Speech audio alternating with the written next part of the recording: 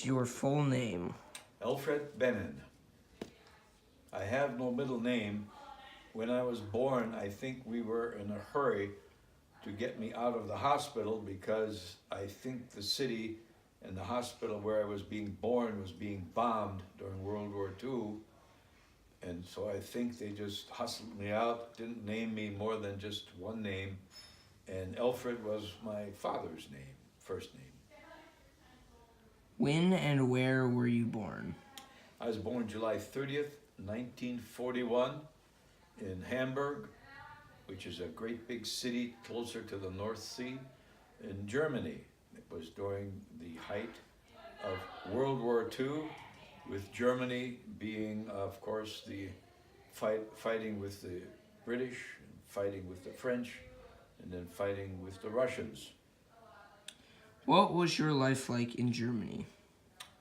It was rather bleak. My father, I was born in 1941. My father was killed fighting in Russia in 1943. That meant that my mother had to raise two young boys in a city and in a neighborhood that was very close to very severe bombing in the war. We had a lot of air raids. We had to sit in the basement in a coal cellar as an air raid shelter. It was a very, very, I guess, exciting, hectic, dangerous time for myself, my mother, and brother. What was your life? Wait, did I just ask that question? I think so. Yeah. When did you and your family come to the U.S.? We came to the U.S. in May of 1952. My mother had relatives who lived in Chicago who helped to sponsor us to get to this country. Also, my grandfather was a very good at his business. He was a printer. He could print in color. And so he was able to find a job in Sheboygan, Wisconsin, and that helped us to get over here. And also there were people who sponsored us to come over here. A family that owned a toy company, they guaranteed that we would be no burden on society. And also a church, it was the Episcopalian Church. They sponsored us, and they kind of guaranteed that we would be an asset to this country. What was Ellis Island like? It was hard to remember. I remember coming in, we came over on a great big boat, the USS Washington. During World War II, the boat was a troop carrier.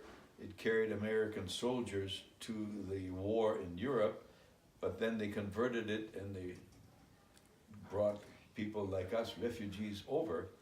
It was kind of a strange ride. They separated the men from the women. So even though I was quite young, I slept with just a whole bunch of, well, my brother and a whole bunch of other men, and the women slept separately in a different part of the boat. We came in and we saw the Statue of Liberty when we came in the harbor. But other than that, Ellis Island, that wasn't much to remember because they processed us through. We had all the paperwork to get into this country. And so we more or less concentrated on finding the railroad station.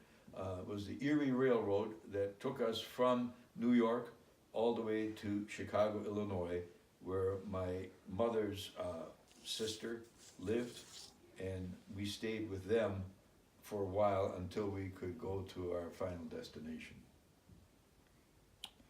What was life like in the U.S. compared to Germany? Well, there was no war. There was opportunity. We had relatives here. We were fortunate. My mother and my grandparents were bilingual. They could speak English and also German. So we were able to go and communicate as soon as we landed here. I started school in the 4th grade. So we came here in May, and I started school in September.